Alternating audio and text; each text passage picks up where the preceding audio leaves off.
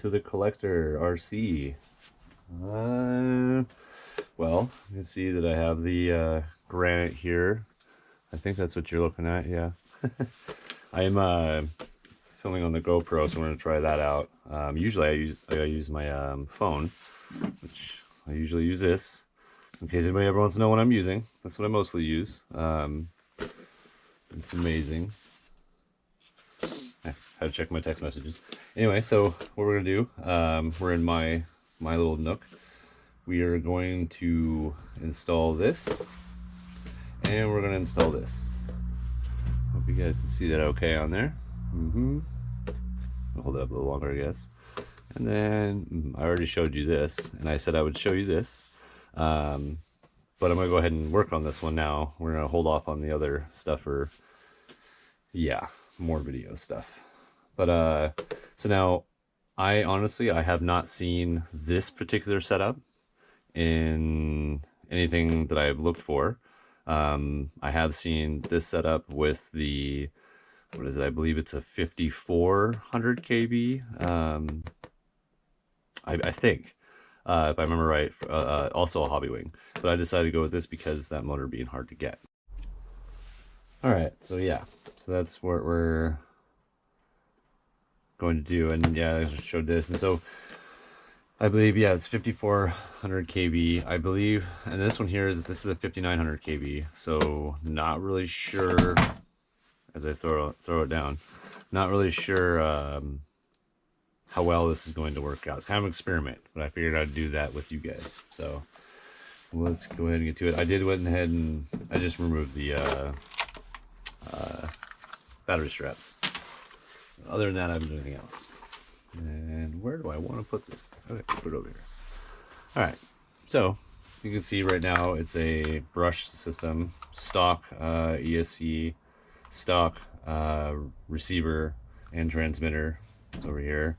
I did upgrade the servo already, and then I've had to replace this guy. This is the stock motor that comes in this particular vehicle. I burnt it out. I got tons and tons of playtime out of it. It was worth the initial purchase and then runtime. So I ran it through pretty much all winter, bunch of snow, and it survived pretty well. So ended up having to go, and I went with this, the Titan, which was a Traxxas, I believe, motor. So because I didn't have any of this at the time, and it's been working great. So now I'm gonna take this out and put it aside and maybe use it for something else. Don't know what, but at least this way I'll have a setup for something that might need brushed. Otherwise, it's just gonna sit on the shelf for a long time. So yeah, all right, let's go ahead and we'll get to it. Let's see here. I've operated on this thing so many times. I pretty much have all the screws memorized. Everything's pretty easy. Yeah, so I'll try to make this pretty quick and not pause a lot to talk, or maybe I'll speed things up for you. So again, I use my magnet, hold on to the screws, and other metal bits.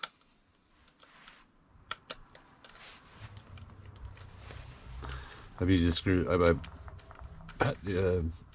excuse me, I've accessed these screws so many times, or accessed this stuff so many times, the screw heads are getting a little worn down, but that's why I bought a set of screws. I think they're the M types, which will work fine for this.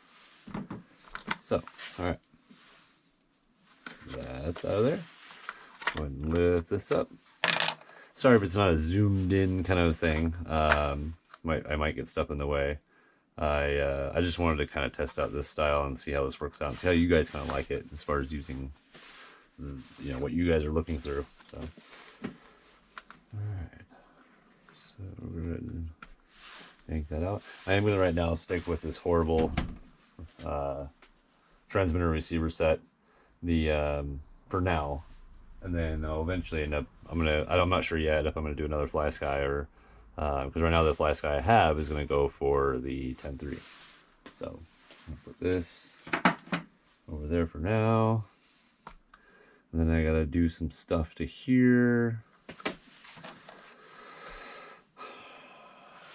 Yay.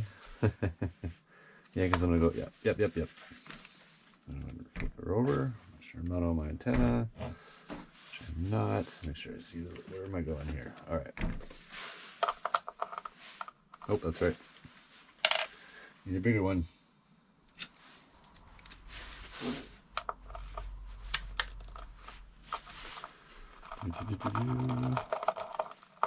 And again, metal into plastic, I always do everything by hand.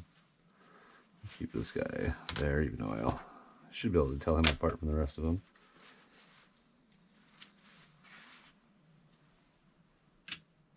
I'm going to try to move a little fast. I'm going to try. Probably forgetting something. Maybe. Okay. This piece here is a pain in the butt. But what I figured over time, a little method. It's crazy madness of trying to get the sucker out. Almost there. Just work it slowly if you're doing this, if you happen to have one of these things. I know they did recently get a little bit more popular, kind of came back into the, there we go. Because they were, I think they were bigger for Christmas, and then they kind of made another jump back, especially with buying them for your kids, which is really great for these. So these are great beginner bashers. Usually range, I think when I got mine was 200. I'm not, that was at the time I bought it, which was during, I think before Christmas, before winter actually. And I think now they're, I think there might be, I would like to say 240. There might still be 200. I'm not sure. You'd have to look it up if you want one. And then also I'll put the links for this stuff. And I think I spent, I think it was just over 100. It's about $100, so it's not too bad. And we'll see. We'll see what it does. I mean, it might be horrible. It might have been a horrible mistake. We'll see. All right.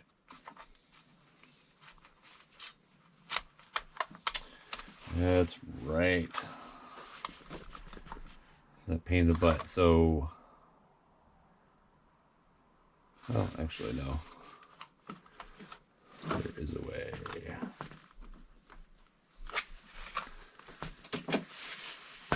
Sorry, gotta get in here.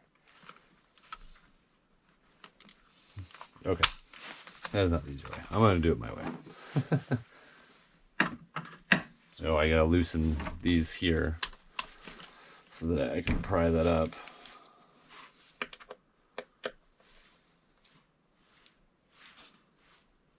Oh, that's right. That is also. Wait, is that the one I want to do?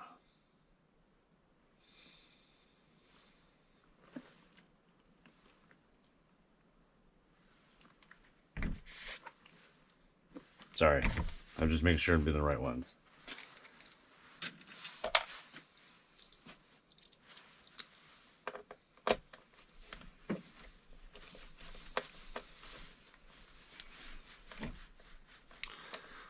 That guy's a little tough.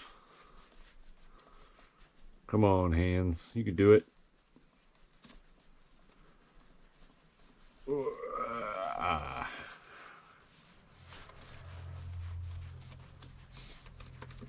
There's a lot more things I could probably do to this.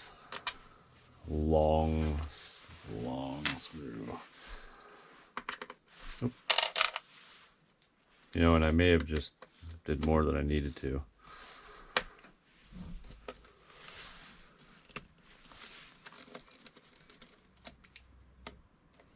We'll see.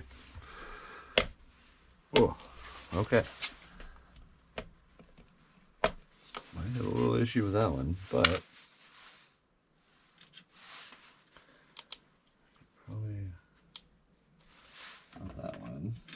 Where are you, my friend? This one? Nope. I think that one's too big. Whoops.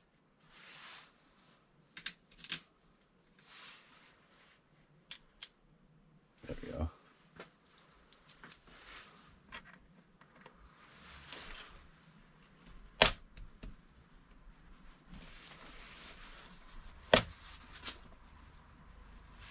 Okay. That guy was unbelievably tough in there, and I may have stripped it a little bit, so I may end up having a... Wow, it is really in there.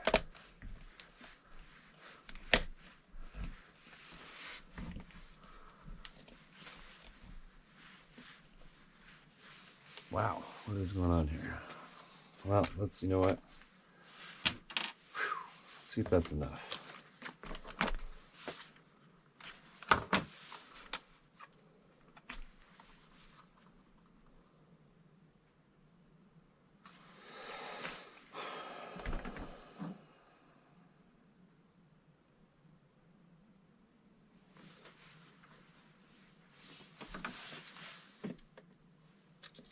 Probably gonna speed through this part. And if I didn't, I just told you I might, but I didn't.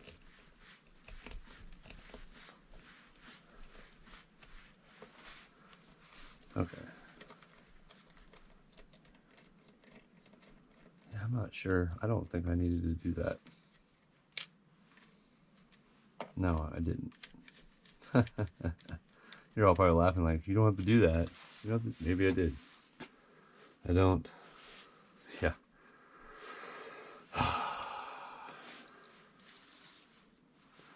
You know, let's just flip it over.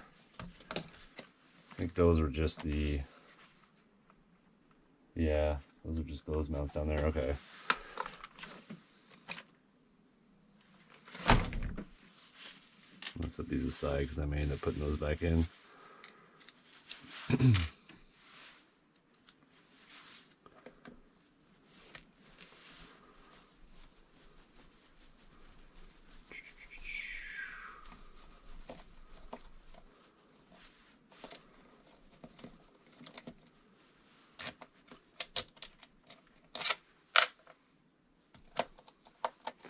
I'm gonna probably end up greasing the, or check. I want to check the grease, I should say, see if it's still good in there.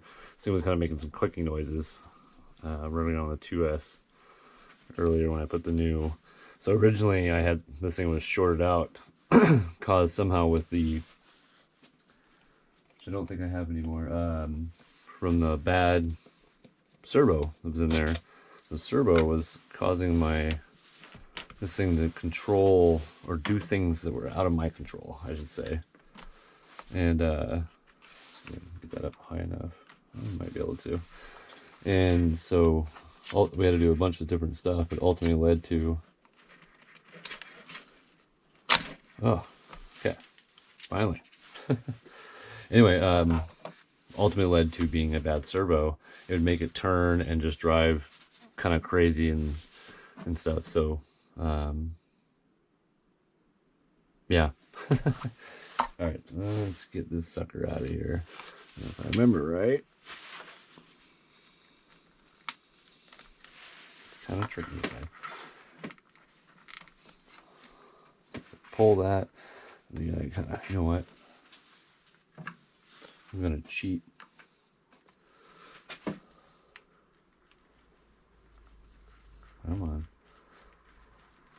What am I forgetting? Am I forgetting something? I'm forgetting something.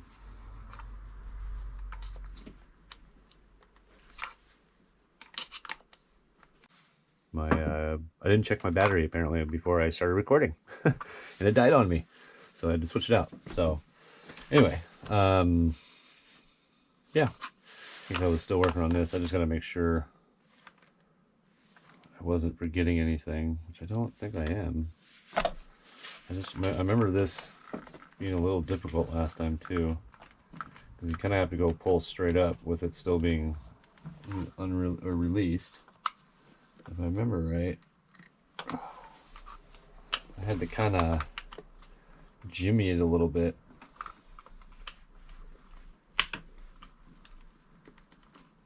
Which is not happening.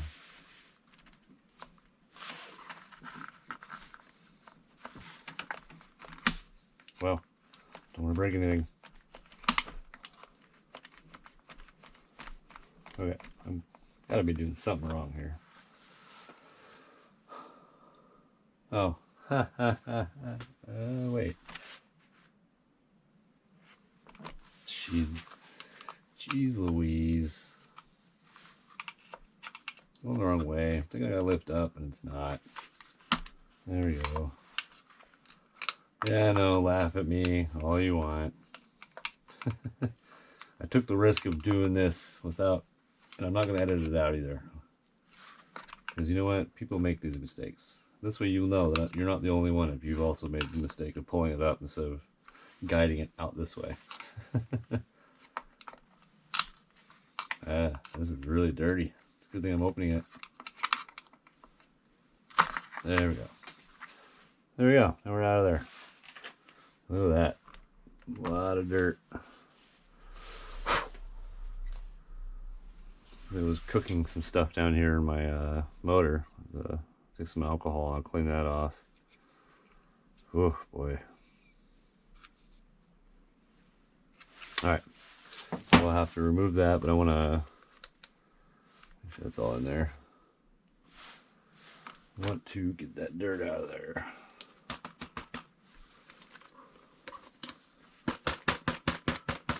See a lot of dirt on there too, on the shelf here, or on my table. Alright. That sits over there. Let's go ahead and open this guy up. The right size it is. I believe it's just the 3. Excuse me.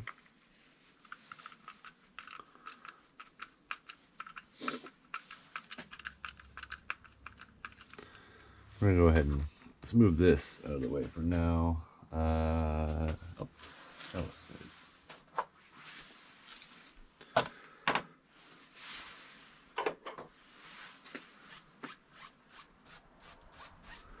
Dirt out of here.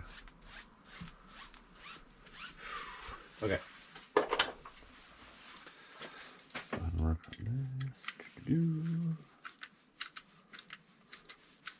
I'm using this tool, by the way, because you can get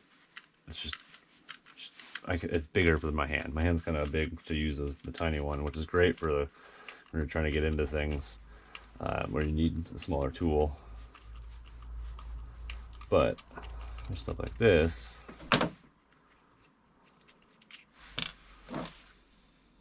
I'd rather have this. More grip. And see, these are the M-type screws. You can always tell because they have this kind of so here they have little grooves here, so you can actually grip it with either pliers, wrenches, your fingers. Yeah. They also have the hex design bit, just in case you didn't know. Not really much information that you can really do with that.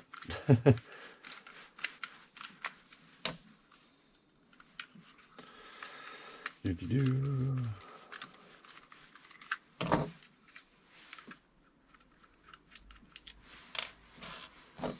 these are all through the same, so you don't have to worry too much about placement. I just kind of I have everything organized in a certain way, of course.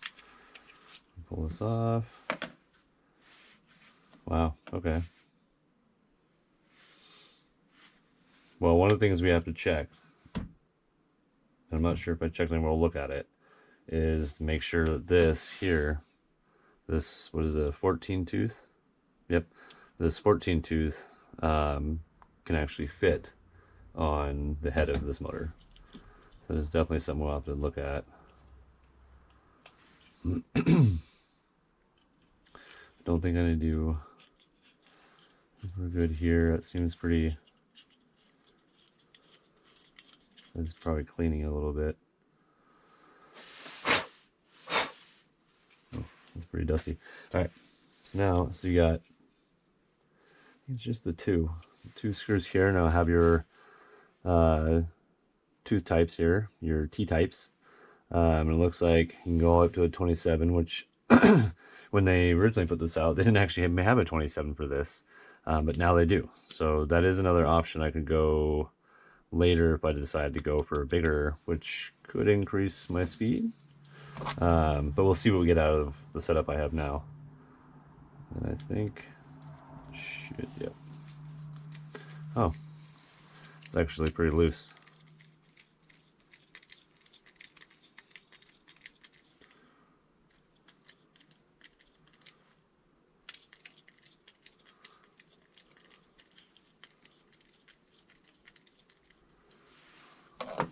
Seems...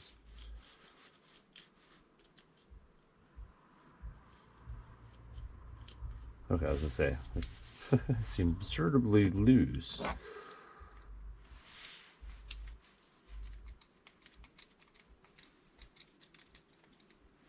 All right. Whoa.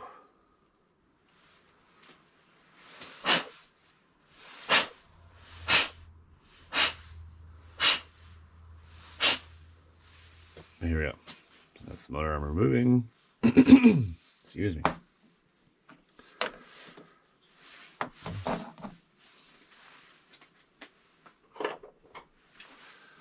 Remove all this here. It looks dirty, but that's just some old staining. That's actually an old cutting board. I know it's not food, it's just staining from other projects I've done. Alright, let's take a look at this motor and see what we got. Definitely smaller, definitely nicer looking.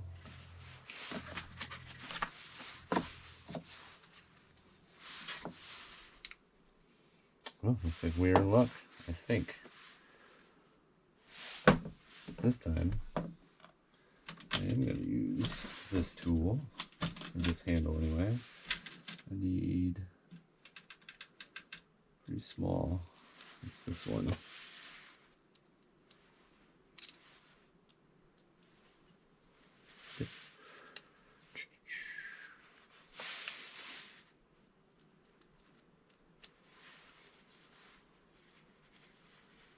Okay.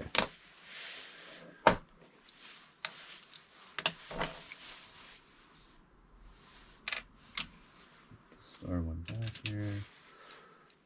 Need a little more leverage on this thing.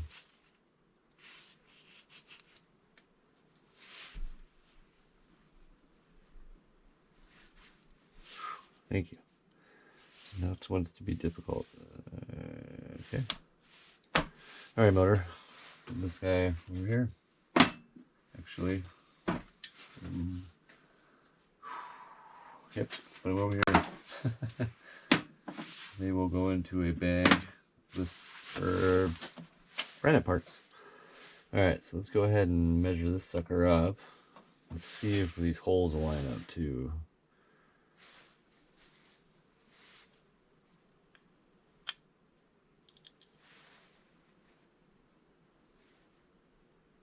Cool. Should I get this on where we need it? You know what? We're gonna clean that. All right, so I'm gonna go ahead and not make you guys suffer with this part. I had to think about if I was going to or not. I'm gonna go ahead and clean the pinion there, and then yeah, and I'll go ahead and put this at least put this back together. And when I get to the point of putting this stuff together, we'll go ahead and I'll bring you guys back. We'll connect the motor to the. We'll install the ESC because it's a little bit simpler. So, all right, guys, I'll be back. Okay, it took a lot longer than it seemed. You guys won't know that, but I did.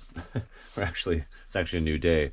My goal was to get this out yesterday because I wanted to try to start doing a video a day, but unfortunately I ran into some issues last night that it took me a little bit longer. So inside, I'm not sure if you can really see it from that view, but as the drive shaft goes into this system here, you got a spur gear, and you got your pinion, then it goes into like a forward pinion gear, which goes in here. So when the drive shaft, so you take your drive shaft, so excuse me, it's morning, it's early. But anyway, so after removing this, you have your connection here. Well, the problem is that there's a bearing that goes right inside here, and then there's another bearing that goes right inside here. So it goes, there's one on this side, one on this side. The bearing on this side is was done by the manufacturer, so it was machine pressed in. This side, you can remove it. It comes right out of the socket. This side is not so much. So the problem is when they push that on, the plastic housing that they put it over wasn't shaved enough or wasn't thin enough, or the bearing was too much of a tight fit, and they always, or they just, it's just their way of getting the stick there. It actually shredded some of the plastic going in and bunched it up in the inside. Well, this whole time I didn't realize that was actually causing a lot of friction on that bearing setup, that whole system in there. Even though the bearing still like should spin and not, and that shouldn't cause it, it was. Don't know how, but it was. So I ended up having to go in there, had to cut all the excess plastic. I go through, I got to replace, I think it's going to come down to replacing all these bearings. They're all looking pretty bad. I was able to recover, I can recover most of them. I recovered the bearings in here with using, soaked them in WD-40, cleaned them, and then I use a 3-in-1 for protection. WD-40 to clean it, get the rust off, get the gunk out of there, and then I clean them, and then I use 3-in-1 for the oil, which should be, you know, those, if you haven't used 3-in-1, which I would assume most people have, you can also, you know, a lot of people use grease and that kind of stuff for certain things. There's oils that are made for certain other things as far as like frictional things that spin a lot. Anyway, I'm not going to go into that as far as details. So it should be, it seems good now. It's definitely a heavier duty system. But so now we're going to go ahead and install the ESC, which should hopefully be a lot easier. Just going to find my knife here to cut this open. I got stuff everywhere. But yeah, so that took me a little longer. So this video will probably be coming out at some point today.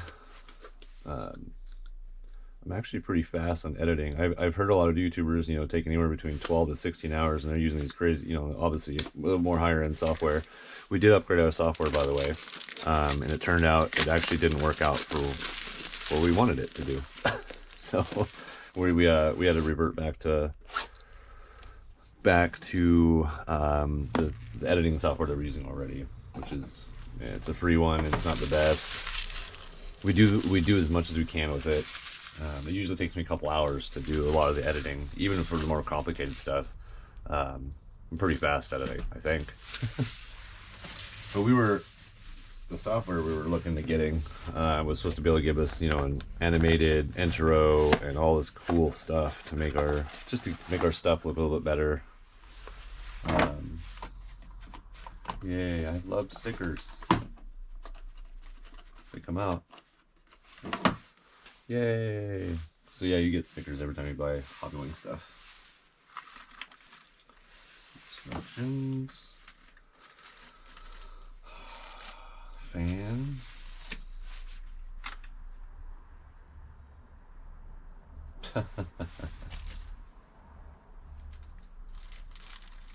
You know, honestly, I didn't know that was going to be a thing, which is fine.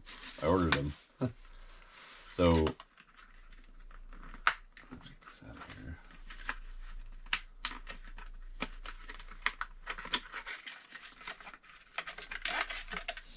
This is the packaging.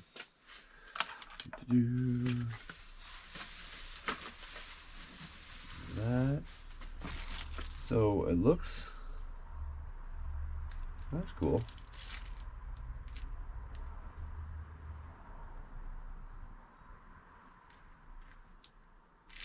Huh. Interesting. Okay. I've never installed any of these ones yet, so yeah. One of the things about this motor, it's not labeled. Generally you would, if you bought it, like usually with Hobbywing, they'll have their cables labeled, usually down the bottom here. I'll have A, B, and C, or whatever you need. Just kind of like how you see here, C, B, and A. I don't know if you can see that or not. Unfortunately, this motor doesn't have it. It should be pretty standard in where it goes. But yeah, you got your power switch here, your set. This is where your plug is going to go. That's the part I was curious about. I actually didn't look up to see what it would kind of connector it'd have, but obviously it's blank, which is fine because I'm going to go ahead and as much as I didn't want to go Dean's route, because I'm not a fan of the Dean's plug. I don't think it's the most secure plug. It's old. I think they've been, you know, I prefer actually an EC3 or just EC5. I think they're better connected. But anyway, but everything I have is, and my batteries are all Deans. So, and everything I have multi connectors for Deans, so I might as well just go Deans with everything. So, but I unfortunately have to wait for my connector. So I can't even test this thing out even if I get it going, because I made a horrible mistake. I don't know if I have the piece with me, but I accidentally, my connector that I was using that goes from EC3 to a Deans, I thought I had both of them. I have the one for when you're charging the battery, and I have one that you can put when you're putting the battery in the car. Well, the one for the battery that goes in the car, which gives me the ability to run my 3S batteries and a lot of my 2S batteries on here, I accidentally cut that one up and put it on my TRX4. It happened to be the only one I had left after all my other conversions. So unfortunately, I had to order more, and I'll have to wait for those. I solder them on. So yeah. Uh-oh. What did I do there?